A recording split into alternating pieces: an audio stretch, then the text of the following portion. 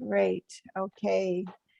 Thank you, everybody, for joining us. The session is Funding Masterclass, Finding the Right Model for Your Business.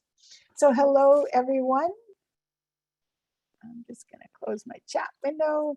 My name is Melanie Roop, and I'm the Senior Director of Loans and Advisory Services with Women's Enterprise Center. I'm pleased to live and work on the shared territory of the Musqueam, Squamish, and Tsleil-Waututh Nations.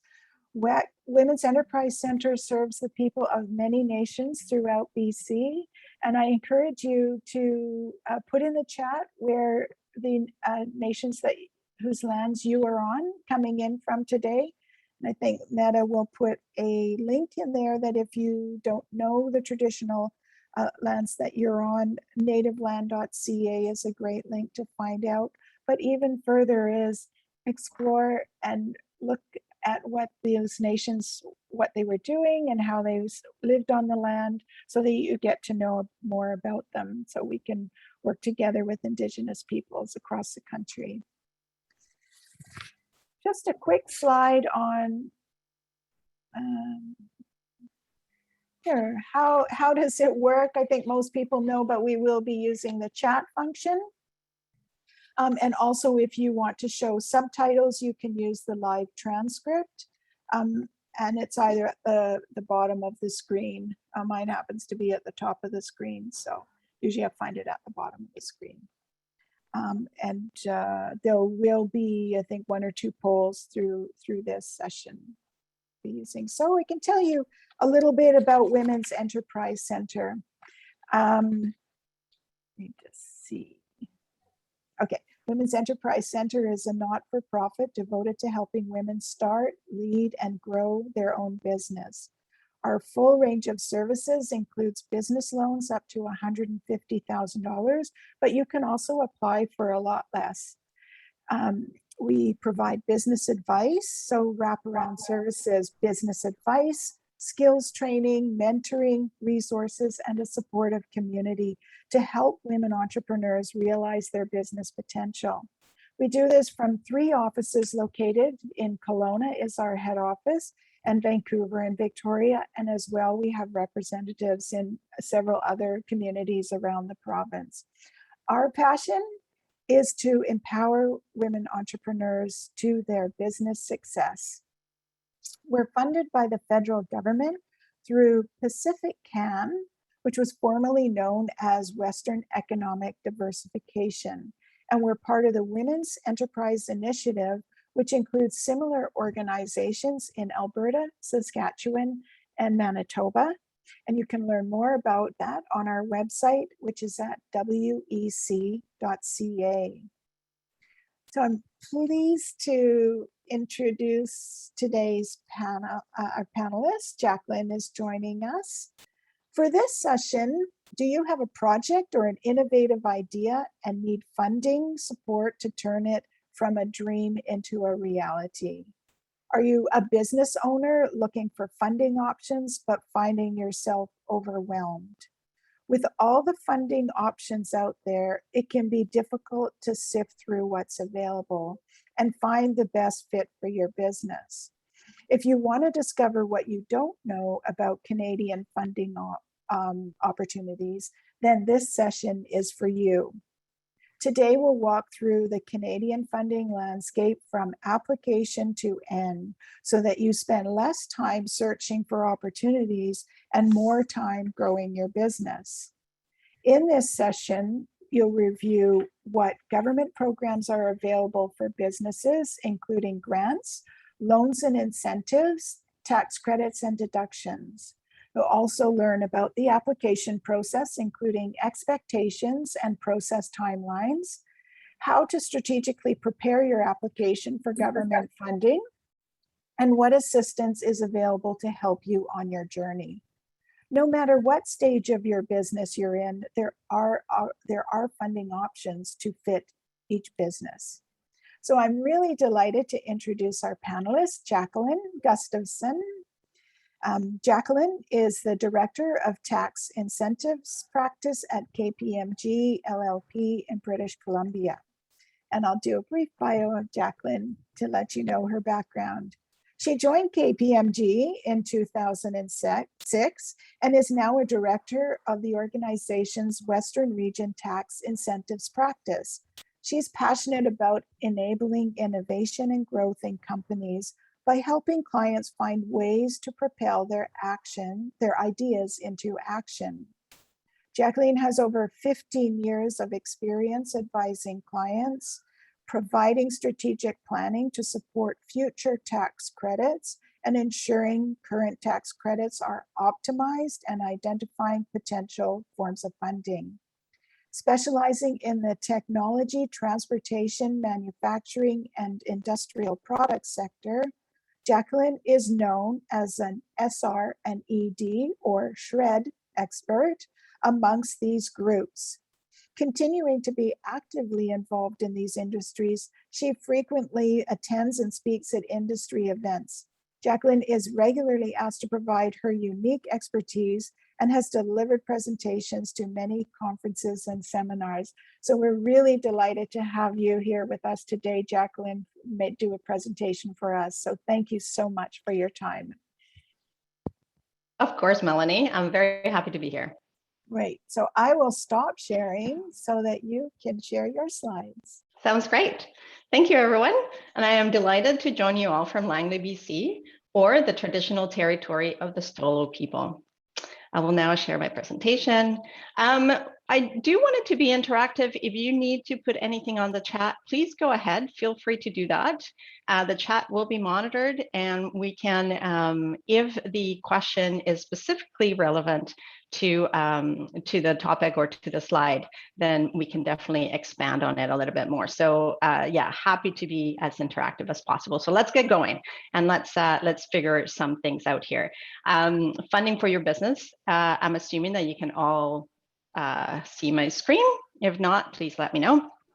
Now, one of the things is sort of like what is funding? Funding is sort of, you could have it in the forms of loans, tax credits, wage subsidies, and so on. You will get a copy of the slides, so no worry about tremendous note writing. I will definitely refer to these slides and speak to them. So sometimes there's a lot of them, a lot of writing on them, but please know that you will receive a copy of them. Now, funding is available for a number of types of businesses. And so the purple one there where it has the agriculture, food, really, I know that most of you are in one of these sectors, but I did want to include the list because funding sometimes could be agnostic and sometimes it could not. And so just be aware that funding could be available for any type of business. You could be a for-profit business, a not-for-profit business, or you could even get benefits from being self-employed as well. The types of contributions or grants that are available are numerous. And so we talk about, loans, obviously what WEC does, just like Melanie alluded to. There's tax credits, so those are paid on your tax return. You complete your tax return, and then you get the benefit of a credit or a refund if you don't owe any taxes. You could get wage subsidies, repayable contributions. So repayable contributions are the ones where the government is sort of lending you money, but then you have to repay it back. So you repay that contribution that the government has provided to you for any project. There's the grants, so nothing attached to them. Basically, the government is providing you some funding with nothing else, so you don't have to repay for it. And then there's the non-repayable contributions. Those are the ones that are sort of like a grant, but the mechanics of them are different.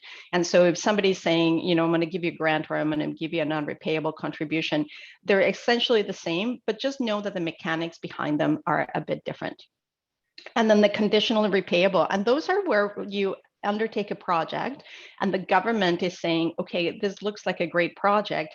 We'll see if you meet all of your objectives and milestones, and then the portion of the government may not be repayable.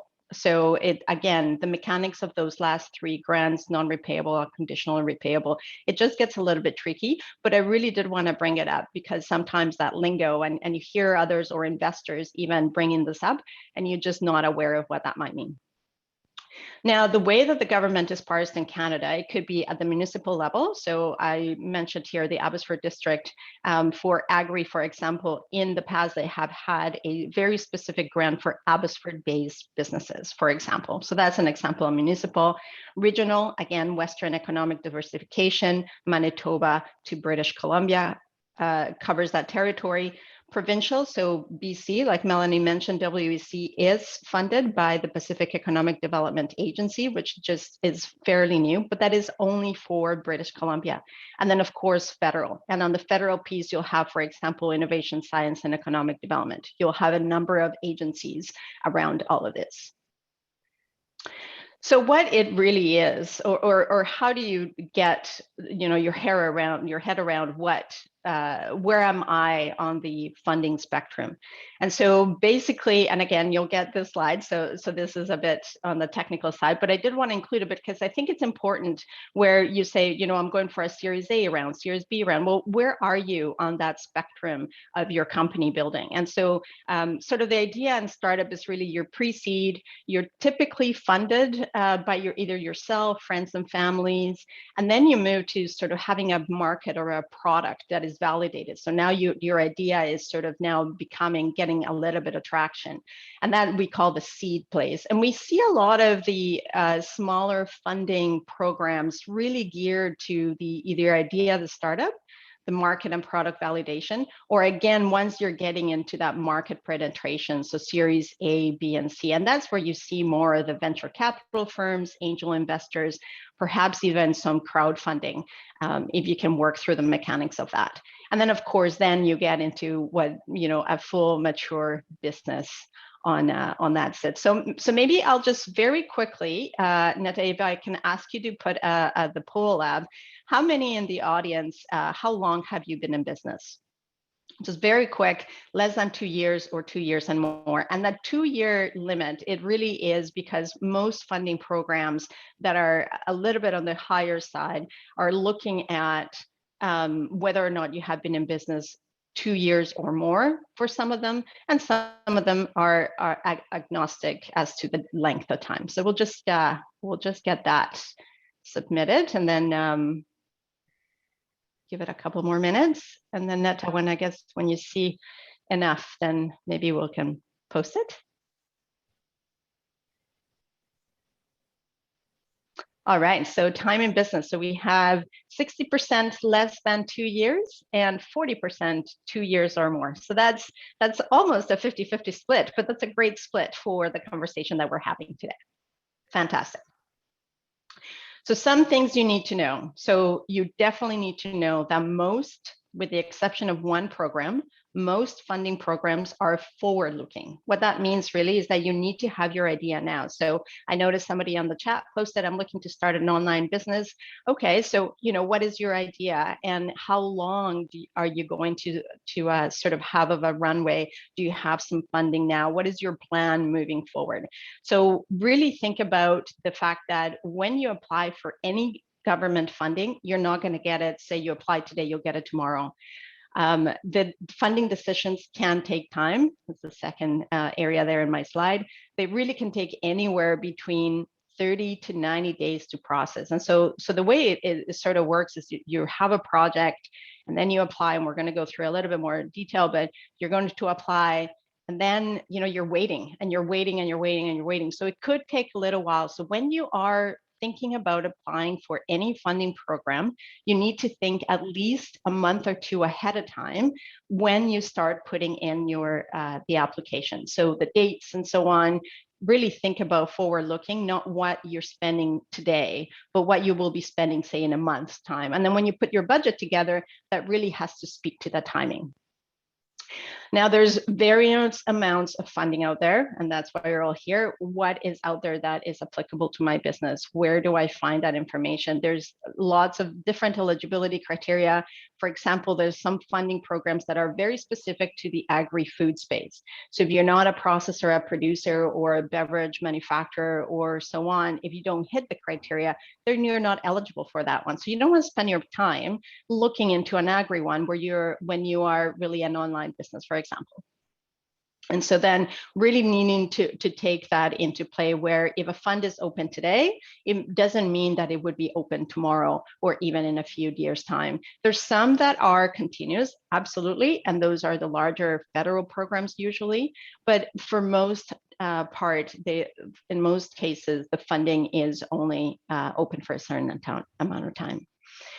Then once you get that fund, so once you get the funding, you go through the application, and once you get it, you don't get all the costs covered right away. So again, most of the time, I would say 99% of the time, you may get a little bit of money ahead of time, but the actual amount of total eligible funding that has been allocated to your project, you may not receive that all at once. So you do also have to keep in mind that as you go through it, the budget for your project needs to be allocated in sort of milestones or time frame that will allocate for a good reimbursement from the government. All right, so what can I claim? And so these are eligible expenditures that are typically eligible for funding. Now, I know that there's very different types of businesses here, and some of these may or may not be specific to your business, but I did really want to be all-encompassing because of the audience today.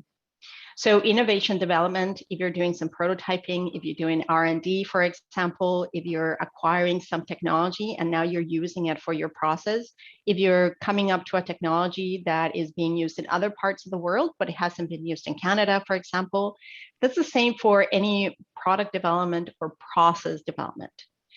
Capital growth. So this is where you're expanding. So for those businesses that are over 2 years and you're thinking about expanding, so what is available there for capital expenditures? We're looking here at equipment, machinery. And so for capital, we look at capital expenditures for the purposes of accounting. And so, think about when you're capitalizing an item and then you're obtaining the depreciation cost from it.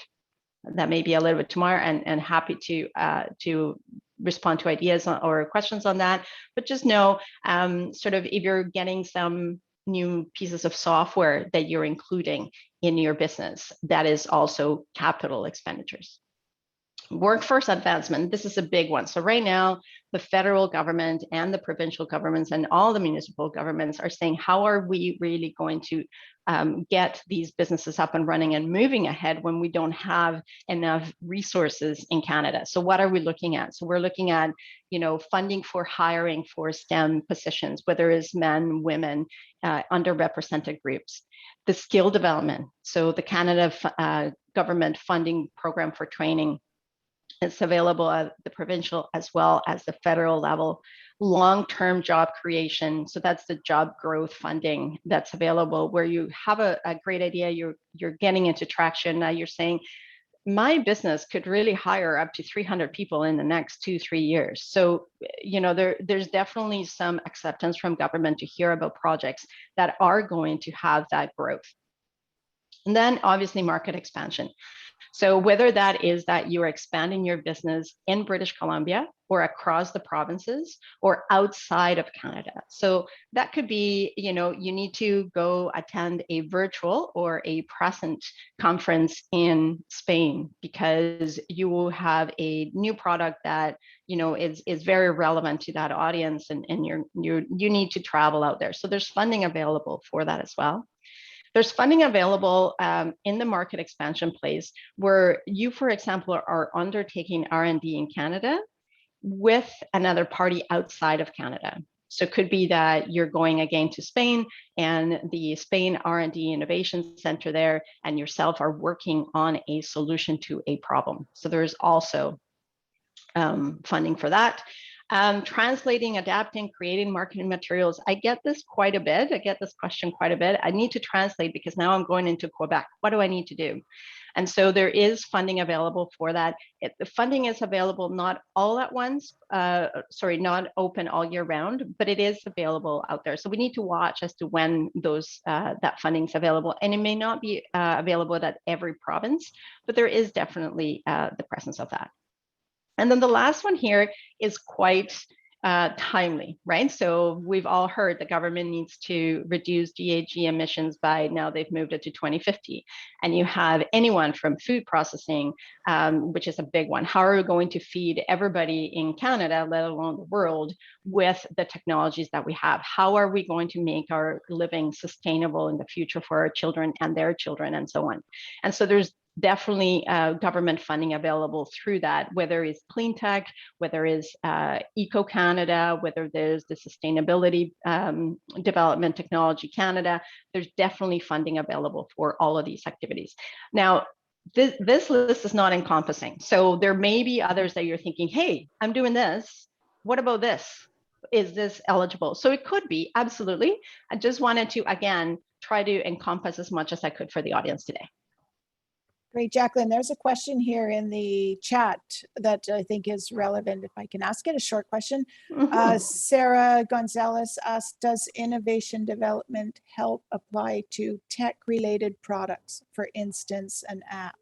Absolutely. Yeah. So you can get funding for app development as long as that app development sort of checks the eligibility criteria. If your business meets the eligibility criteria, depending how much you're getting funded, and then the expenses that you are incurring for that app development. So it could be that perhaps you're doing it internally.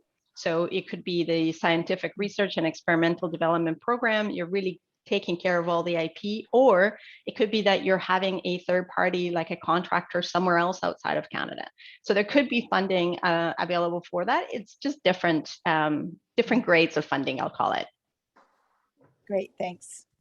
Okay, so let's get into, so you've identified a fund. Now what do I do? So these three are really the key areas to have. They're typical components of any funding. If you have if you start to plan for funding, if you're thinking, geez, I'm going to apply for the Sustainable Development Technology Canada Fund, what do I need, for example? Or SIF, or any of the other lower range funding. This is really the list that at the very minimum you should have. And so have it handy, because I know that sometimes you'll say, well, this fund looks really good, and I'm eligible for this one too, and I'm eligible for this one. So you may be eligible for a bunch of them. So if you have this information handy, it would go a long way as you're starting down your government funding journey. So the goals and the objectives of the project. So really, what are you trying to achieve? And then the project activities. So this goes back to, remember I mentioned earlier how the funding is not given all at once. And so then when you're framing out what your project activities are going to be, you could also attach that to a budget, right? So the first 6 months, this is what's going to happen. The next 6 months, this is what's going to happen. So if you identify your activities in your sort of funding timeline, then you'll go a long way, not only just knowing what you're going to do, but also be ready for those questions that the government requests as well. Roles and responsibilities, who is going to be responsible for those activities, and to keep up with the timeline. So again, the government, think about it, the government giving you money, sort of like, a parent gives a child some allowance. Well, what are really you going to do for that? Like, you have to earn it. And now tell me what you're going to do. And if you complete it and you say you're going to do what you're going to do, then yes, I want to give you some funding. So kind of you think about the government is not just necessarily handing out money. There needs to be some conditions. So they need to know that you are aware that you are going to keep your side of the bargain too, right? So you have your roles and responsibilities, your outcome, you have a measured evaluation of what is going on in that project.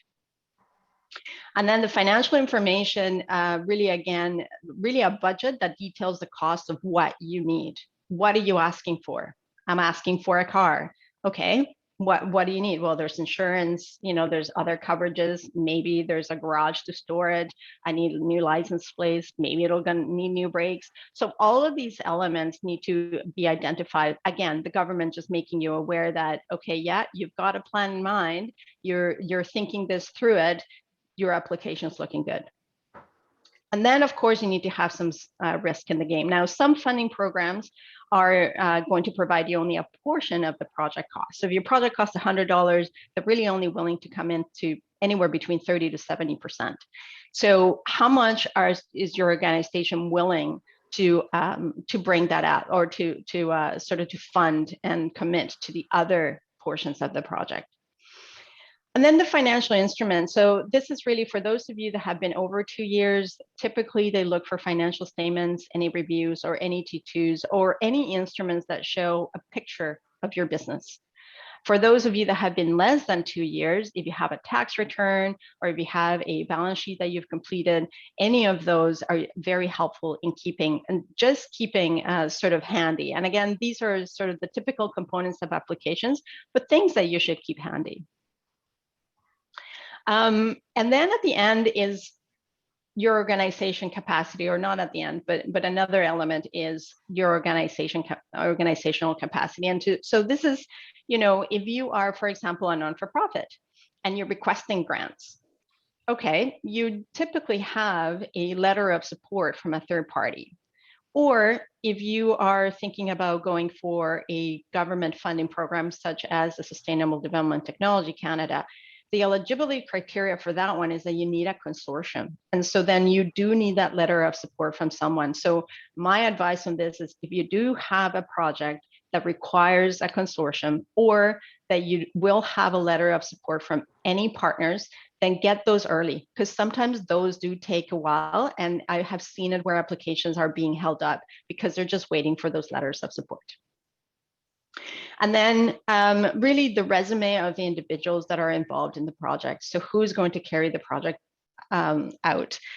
What is their background? Perhaps you have investors, which is what we see sometimes on the startups or younger businesses, where you have someone that's helping you out. You need to include those people in there, because really sometimes is a great individual who has the experience needed to carry out the project. So that's just sort of saying, hey, I know people that will help me with this. And so then that's great. And then also keep in mind, now this is not a specific question that I have seen in funding applications, but it is definitely something to keep in mind. What would happen if you don't get government funding? And it's very fine to include it in the application. So, there usually is a blurb of your description of your business. What do you want to do? What is the objective of the project, and so on. But what happens if you don't get it? And it's fine to say, if I don't get it, I'm not going to carry the project. Therefore, the economic impact is not going to be as high as I would want it to be. I'll pause for a second there. Do we have any questions that we need to? No? All right. Oh, I thought I saw one. That how does the income budget work to present for a startup phase? The income budget. Okay, I'm not sure I get that question, but I'll kind of maybe answer it. So the budget versus income piece is, you do need to include what your income and your revenue and so on is, as well as your budget. So there are two different items. The one is what your revenue and income and statement of, financial statements, reviews, T2s or whatnot. And then your budget is specific to the project. So your budget is not company specific, although the project may be all the company is doing, which is fine as well. Hope that answers your question, but if not, then let me know. And then I have, go ahead. Another question earlier on. Where do I find the best list of all funding available in Canada? I will go through that. Okay. Absolutely. Okay, so. Jacqueline, we have another question. Yeah. Amanda is asking, I am Indigenous and wondering if there are Indigenous grants for starting a business, and where can I search for information about this? Yep, I'm going to go through that. Absolutely. So I have a couple of slides that are very specific on where we can find information. All right. So before we get to that, this is this last slide before we get to that. So these are some tips. Again, keeping handy some of the elements that I mentioned in the previous slide. However, you also want to keep these other, official papers handy, such as incorporation papers, CRA, business number, contact information, who is available to sign, who is the signator in any legal agreements that you would have. Now, people say, yeah, I have this. Again, I have seen applications where we are just waiting for that copy of the incorporation papers because it's at the lawyers and the lawyer's away on vacation. The assistants can't find it. So just keep these even in a repository within you, and you should just keep them anyway as a course of business. But it's just something I have seen. Again, these are things that we have seen in our work with funding programs. And then the top right there, just resources. So what do you need? What is it really that you're asking for? Either people, materials, equipment, again, technology, what activities are going to be undertaken for the project? And then this is, again, another pitfall that I see in some government funding applications. What are the short-term, medium, and long-term benefits? Now, it depends, of course, on the type of funding. So the short-term ones are, 3 weeks, maybe $1,000, $2,000. The longer-term ones are millions of dollars, of course, of funding. But you do need to keep that in mind as you go through it. What I suggest sometimes is if you're thinking about a project, just create a project charter and have these things in it. Now with everything being virtual, just keep a folder on your server or in your computer, wherever you keep it, that is safe. And just have these things available to you as you go through the project. It will also be great if you're trying to build a business plan to have all of these things together. And then be prepared. So we're kind of going down and to the right there. Be prepared. So be accurate when you're asking for funding. Just keep it short and sweet. That's all you really need to do. They don't need to have all of these other fancy words. Keep it short and sweet, up-to-date information. Again, really thinking going forward as to when you could potentially be receiving the money. And then engage others. So I have seen it, again, another pitfall, and these are things that I've come across where the owner of the company or the person that's really running the show is the only person involved in all the funding piece and is also running the company, and it also has a family and they're also having all these things. So do have someone else to support you. That support is invaluable, especially if your application gets to the next stage and then the government comes asking for questions, you kind of need to have a backup there. There's always a checklist, always a checklist. Make sure that you complete it. Some of the time people say, yeah, I've done it. And then we go through and we check it, and that is not the case. And then there's a little bit of what I call self-reflection. And I think this speaks to mostly women, but really is just sort of, what am I trying to get out of this? Is this a funding program that is going to fit my needs? Can I let go of it now and then go back later on to get it? How will I get evaluated? And am I eligible for it? So why should the program fund me? Am I ready to receive the funding? And it's not also out of the question for you to phone up. So if you find a funding program, you phone up and you say, hey, this is my project idea. I think that I'm eligible. Should I go ahead and go ahead and apply? You can most definitely do that. The other piece around it all is that you could go and file applications for 10, 20, 30 funding programs, and you may receive one, or you may receive all of them. And so then the other caveat is that you need to know how the funding programs work together. And so if you have a project that costs $100 and one funding program is going to give you 50, you really only have the other 50 to ask another funding program. So you just have to be aware of how they all interact together at the end of the day. Okay. Before I move to some samples of government sites, did we have any questions specific to this?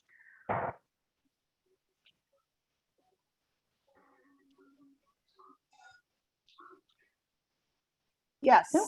Okay. Sherry has a question. I'm feeling a little lost because although I have a great response from my patent agent as far as my idea meeting the 1 to 5 global market that major manufacturers are looking for, but I don't have the money to complete the rest of this process.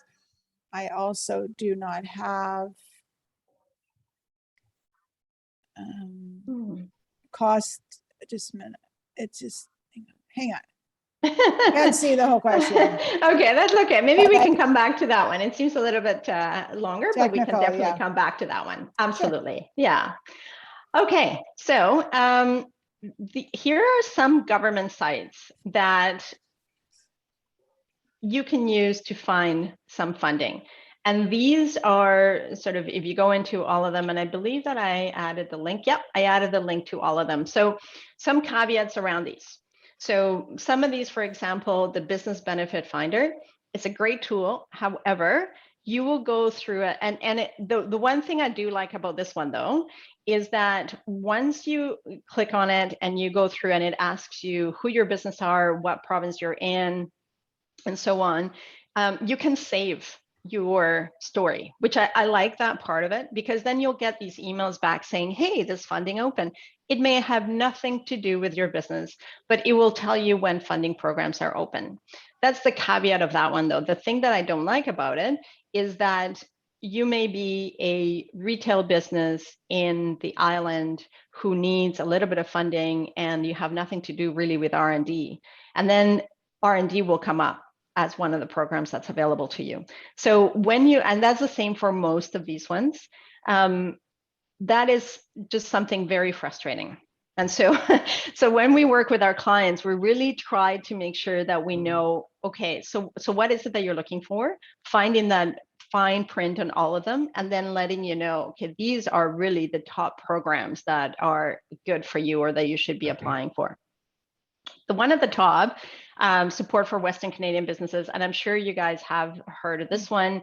You know, the tourism relief fund. The second one there, the jobs and growth fund, that's a newer one, but that is one that speaks to what I was mentioning earlier. If you're thinking that your project is going to generate a tremendous amount of employment, or it has the potential of it, you're an underrepresented group, so it does have a specific stream for Indigenous individuals or communities or businesses.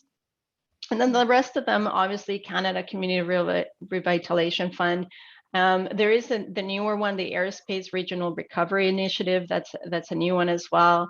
And then the last, second to last, Major Festivals and Events Support Initiative. That one just received some funding, and that one started way back Canada Day. I think it was 2000 maybe, and the government provided some funding for anyone that was really going to showcase Canada as on Canada Day. And so now that's developed into obviously more funding, because we need to have a recovery for those businesses that were heavily impacted with COVID.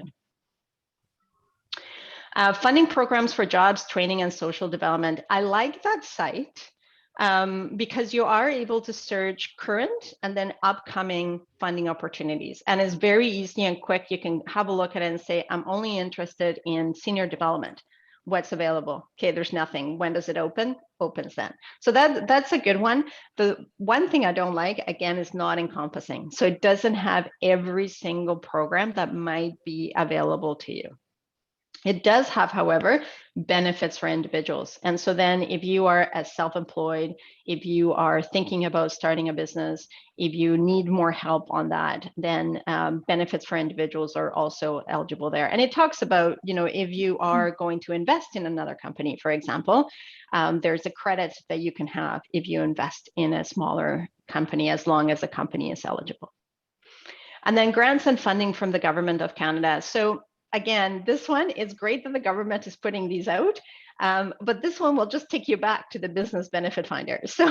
So these are great websites to start with. They're not all encompassing. There's definitely, it just shows that the government is trying their best, but they're not quite there yet. Like we are. And so we're actually developing every day. We have some, but we're continuing to develop our AI solution just for funding programs. So then the other slide I had, or the second to last slide I had, is potentially relevant funding programs. And again, you know, being that this is a very broad audience, and we can definitely include more specifics as the chat, and I think we may have a little bit more time for specific questions. But again, the Canada Emergency Wage Subsidy, we saw that highly affected sectors credit availability. This is loans between $25,000 to $1 million. And this is very heavily COVID impacted businesses. This is also has an Indigenous component on it. The work share program, this is where you share with the government. So your individuals go on quote unquote EI. And so you only pay a portion of the reduction of working hours for those individuals. It's very popular. The government made it extremely easy for businesses to access this program because of COVID. NRC IRAB, financial support for tech innovation. But this one also includes, and you'll see it listed down on the bottom, youth and student employment, because IRAP has a few components to it. One of the components is that will cover 80% for a tech role. So a youth or student employment that is going to come to your business and help you on the tech side. So IRAP, again, extremely beneficial. It is provincial and then federal as well. So each of the provinces get an allotment of funding for that one. SHRED. So this is the Scientific Research and Experimental Development Tax Incentive Program. This program looks at the technology behind what you're doing. So if we take the app consideration or app example that we had earlier, if you are developing your app internally, so you have programmers, developers, you have your testing folks, and so on. If you are achieving a technological advancement, so in science or an engineering discipline, then this program might be for you. And the positive about this is that for smaller, medium-sized businesses, the return is a refund. And so in British Columbia, again, it has a provincial and a federal component. In British Columbia, you can receive back about 60% of the cost allocated to labor only. And so then you can include materials, you can include contractors as well. The contractors do have to be in Canada. So that's one of the elements, because the focus of this program is that the government is trying to incentivize individuals or businesses to create R&D in Canada. One of the questions I get is whether or not self-proprietors can file. Absolutely, you can file if you have an idea and a technology and you are eligible for the program or have the technological advancement gained through the system or through your project. But the refund is quite a bit less than if you were an incorporated business applying for it. Obviously WEC. One other thing about the SR&ED program, it is a tax incentive, so it does get filed with your tax return. This is something we do, and we help a number of clients obviously apply for this program. It goes in with your tax return. And one of the things that you do have to be careful about with this one is, again, like I mentioned, how do they all interplay together? So if you're receiving some loans or funding for wages, those are also considered as a potential quote unquote grind for the total expenditures incurred in SHRED. It's a little bit technical there, but it's just something of caveat, and I'm happy to respond to any questions on that. WEC, like we've said before, and of course we're here because of them. The Expert Navigator program, this is free coaching. And so if you're thinking that you're going to Ontario, you have an agri-food business and you want to start or get into that, they do have free coaching and support for expanding outside of BC. And then the last two bullets have a lot of information. But I wanted to really mention that the youth and student employment, some of them are still open for applications. So some of these may not open all the time. Most of these ones under the second to last bullet there are opened year round, and they would give you anywhere between 50 to 75% of this as a subsidy or wages from either a co-op, an intern, an underrepresented group. Again, if it's Indigenous or an underrepresented group considered, then you could also get a top up of that. So sometimes it's $7,500 depending on the program. And then the training and employment, this is an interesting one and a great one. So employer training grant in BC, it again has the BC and the federal component, but for BC only, this is a great one. It has 4 streams. So if you're thinking, geez, I have an accounting person that I'm bringing on board, but they're really junior and they need to sort of get to that next level, the funding will pay a portion, if not all of the training that is required for that person to take the next level up. As a manager or as an owner of the business, if you are incorporated and you have some need for training, whether it's, you're getting a new software upgrade, for example, and you need a bit more training, they will pay for some of that. If you're in the trades and you need to go through the SEAL program, there's some funding available for that.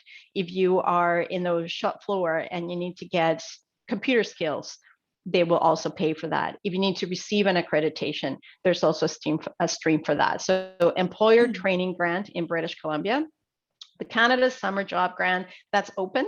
So that's the Keep Youth Working.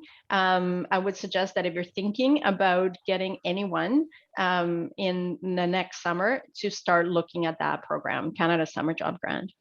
And then the last one is a little nugget that not a lot of people know about, but it's called Experience Matters. And this is where your business can hire someone 55 years old or older at full-time employment, and you get the benefit of a wage subsidy for those employed. And so it's kind of neat because it's only in BC.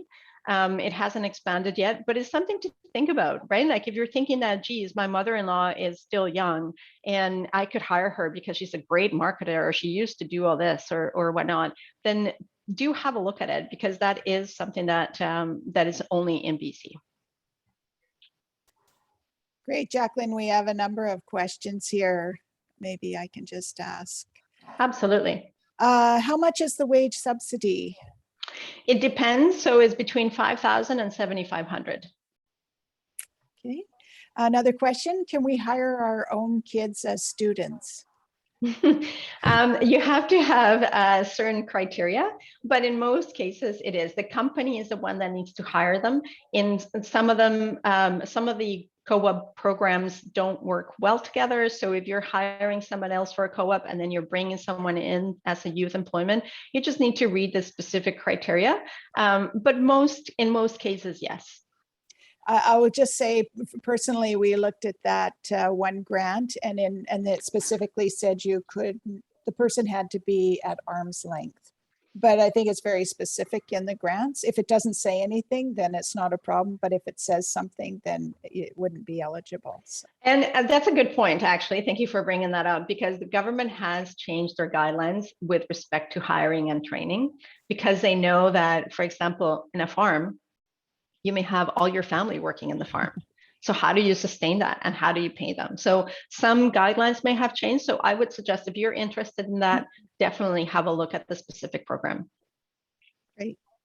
Another question is, what does grind mean? That was a term that you used in your explanation. Yeah. Sorry about that. Yeah. So the grind just means that you're sort of deducting any of the other grants from one of them. So for example, if you have on the $100 that you're spending, that you're reaching out, requesting funding for, if, for example, Shred is going to give you 50 of that, and then IRAP comes in and gives you 70 of that, well, you can't have those sort of together, right? So we deduct the amount that you're receiving from any other funding programs from the most beneficial for you.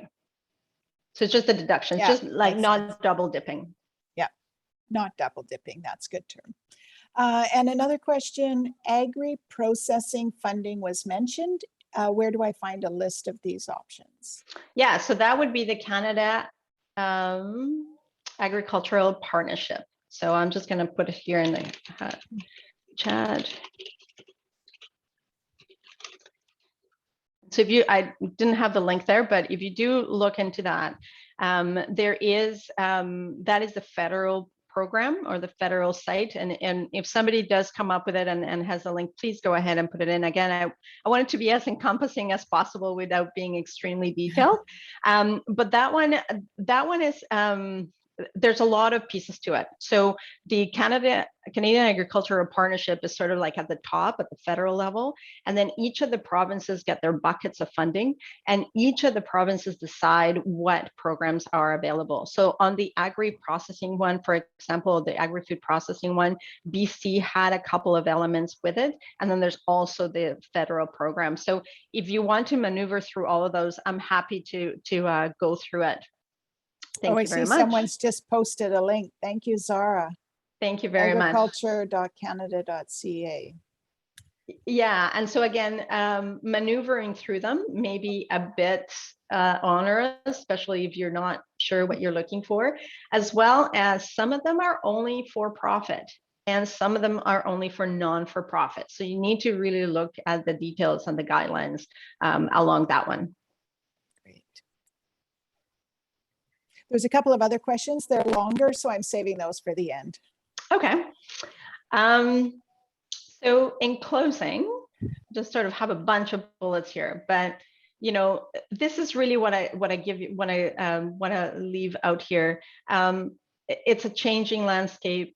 It is very competitive. You need to know what eligible expenditures you're incurred. Plan ahead. Definitely plan ahead.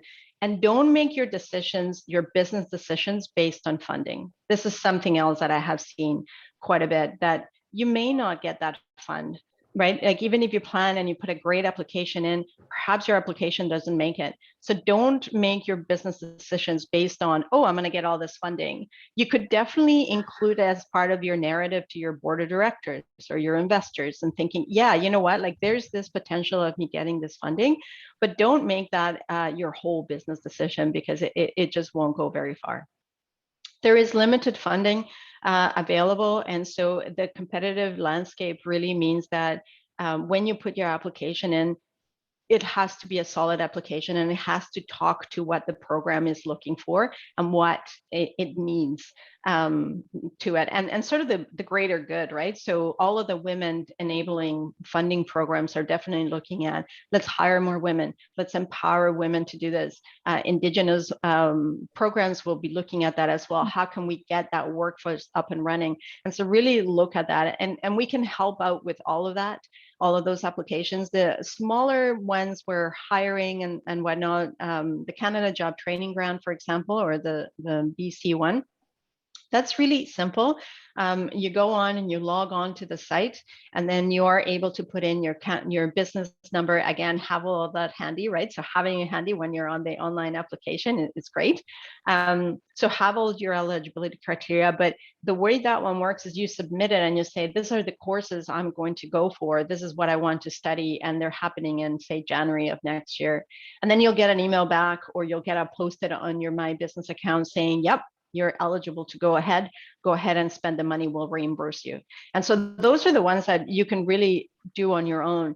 The other ones that really require a lengthy application process are the ones where you may need just to have a little bit more help. Well, that's great. Thank you. Thank you, Jacqueline. You mentioned about AI-enabled platform. Is that something that KPMG is working on? And yes, absolutely. So noting that the government is not dying down on any of the government funding available, we're doing that, and that's part of our business. That's part of our core. How can we increase and bring technology into our everyday lives? And that's one of them. And so then we currently provide services absolutely to small, medium, multinational businesses. People say, oh, KPMG, you're too big, but really we're not. We deal with smaller businesses. Even, you know, helping goes a long way. I've helped women enabling businesses who are really just starting out, and they just needed a couple of things, questions, you know, quick answers, and now they're running multinational companies, and we're still chatting. So yeah, so happy to chat with anyone, but that is something that we're working on. We're getting better and better every day, because as you know, machine learning just happens as you include the data. So yeah. That's great. That's great. Yeah. Okay, let's go back to the chat room and then get some of those longer questions. Absolutely. So a question from Molly: can agricultural research, for example, product efficacy trials, qualify for SHRED? what would an incorporated farm also potentially qualify for SHRED with this type of research or other production related on-farm research? Yes, absolutely. Yes. So you can apply for SHRED for that one. You can also apply for the Agri Innovation Grant. You could also apply for the federal the Agri program. So there's a few there that you could definitely start looking at that. There's also the newly announced food ones as well about that. And then there's in BC, there's a few programs for that. So definitely, yes. Great. Sounds like a follow-up conversation would be valuable to get those details. Absolutely. Another question about SHRED. In SHRED, can the cost of hiring the services of contractors or freelancers be considered? What about services of contractors through an agency, for instance, user experience design or user interface design? Can SHRED be used to pay a consultancy agency who provides the services in UX and UI? So yes, you can. There's a few caveats. So you have to make sure that you, as Sarah, or your company, I'll just call it Sarah, that you are the owner of the technology and that you're able to exploit the technology. So there's a bit owners there on the contract piece. So you really have to have that contract down flat with any of your contractors. So yes, you can include contractors. You can include up to 80% of the value of the contract that is directly attributable to SHRED. But you do need to have that contract that specifies who is doing what and who owns what. Great. Okay, and then a follow-on question on SHRED as well. And again, there are no silly questions, so anybody who has questions, now's the time to ask. And this question is from Karen. So SHRED only applies when you're actually making money and paying taxes because it's a taxed refund, correct? No, so you don't have to be making money. You have to be incorporated. You have to be a Canadian controlled private corporation. And you do have to have spent the money in the year that you're claiming it. So yes, great, go ahead. So the refund, so if you don't owe taxes, then you get a refund. Yeah, I think the point there is you need the money to spend and pay the expenses and then claim the tax credit. So it doesn't have to be making money, but you need financial resources. You need to have paid. Yeah. Now, we have clients that have been receiving funding from someone else for paying employees. You can still claim SHRED if you're getting that funding, because with the SHRED would then be applicable to the money that that other fund is not covering, plus some proxy calculations. So it is still beneficial, and happy to have a very quick conversation on that as well. Great. What do you mean by business year? Oh, so by year, is it business year? Depending. So there's two elements that you have to be considering when you're going for government funding. Think about the fiscal year. So we call it fiscal year or business year of the government. And for government, that is March. And so then when you're thinking about going for funding, most of the time when you look at the funding applications, they'll ask you for sort of, okay, so what is your budget? So you have to think about their budget as well as, their fiscal or business year, as well as yours. So if you have a fiscal year end of December 31st, for example, then that is when you filed your taxes after that business or fiscal year has been completed. And happy to explain that a little bit more if you haven't chosen your fiscal year for the purposes of funding. Great. Okay. Don't want to lose this one from Willow. On the Experience Matters website, it says there's a maximum one-time payment of $2,800. So I think Willow heard that the funding was between $5,000 and $77,500. So $5,000 and $7,500. That was for the ones, the second bullet up. So the Experience Matters and the BC Training Grant are different. Right. Okay, great. So Yes, keeping them straight. It's so confusing. And again, would you mind telling us what SR and ED stands for? Scientific research and experimental development. Okay. And I don't think, can a shred be claimed after the contractor has provided the service? Yes, absolutely. So remember at the beginning, I said most funding programs are forward-looking. Shred, you can go back. So for SR&ED, scientific research and experimental development, if, for example, your fiscal year end or your business year end is December 2021, well, you've already paid all of that. So because it is a tax credit or a tax program, then you claim all of those expenses for that year when you file your tax return. Great. Okay. Stephanie asks, are there revenue targets that a small business needs to meet for these grants? And if so, what is the range? No, not necessarily, unless you are including that as part of your project. So if your project said, if I get this funding from you, I'm going to meet this revenue target, then that is a condition that you need to stipulate or that you have put into your project. If the government is funding you based on that, then you do need to meet it. And if not, if you don't meet it, then there's obviously the conversation that happens with government. Great. I think you answered this one. So IRAP is accessible for solopreneurs? SR&ED. Okay, and what about IRAP? Is it No. accessible for really small businesses or for solopreneurs? It's available for small businesses, yes. It is competitive, and you do have to get in touch with them to get a representative of them to speak with you about your project first. Okay, so if you want to look at IRAP funding, you should talk to an IRAP representative. Yeah, I'm happy to do that as well. I'm happy to connect you with them as well. Oh, good, great. Okay. I want to go back to this question that we started a little bit longer. So feeling a little bit lost because they've had a great response from my patent agent as far as my idea meeting the 1 to 5 global market that major manufacturers are looking for, but I do not have the money to complete the rest of this process. I also do not have cost to provide a detailed summary, although it will be cheap if I can find a manufacturer in China and trying to learn to source one. Is there someone who can help navigate through this without revealing my patent idea? Yeah, and you know what, Sherry, I think that EDC may be a good one as well as IRAP for you. But happy to, and I need to also jump off here because I realize that we're up at the top of the hour here, but yeah, happy to follow up on that one because there's a couple of things that you can do without revealing your patent.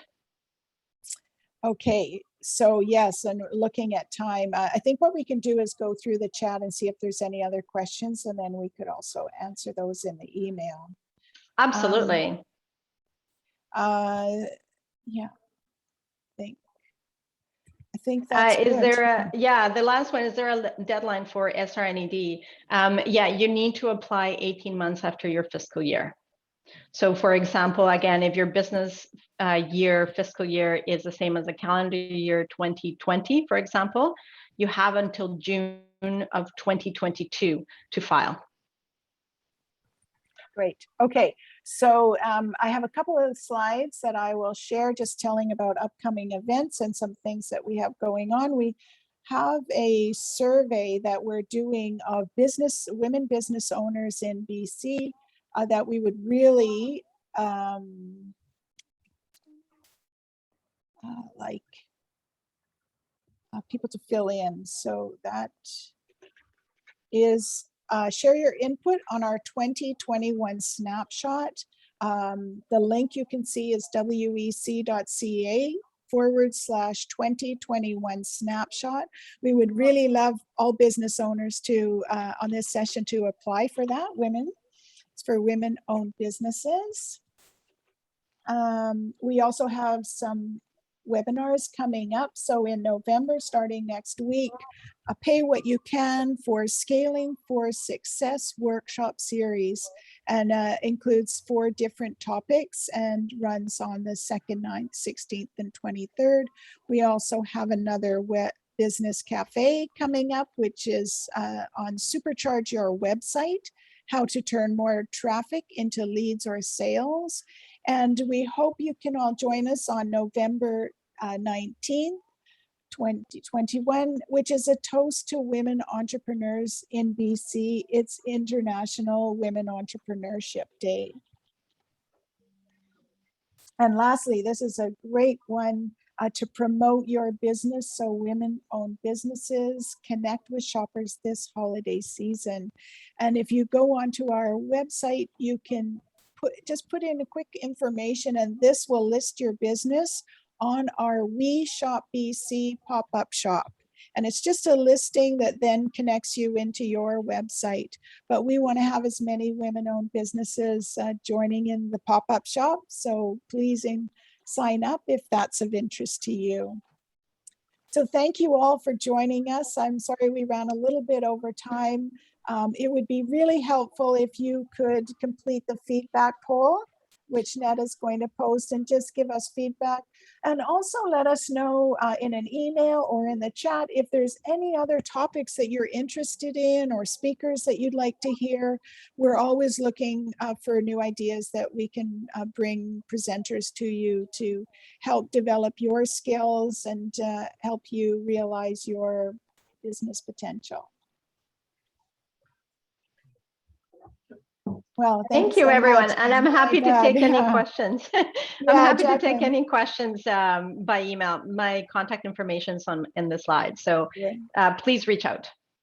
Great. And Jacqueline, thank you so much. This has been so helpful. We get questions about grants all the time, and I would really encourage people to follow up with you if they have questions about grants and other kinds of funding, and also their accounting and year-end processes. You've been a great help and so generous with your time. So thank you so much for joining us very welcome. today.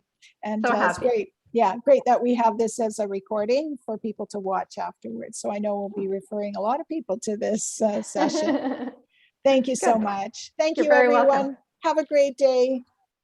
Thank you. Bye-bye.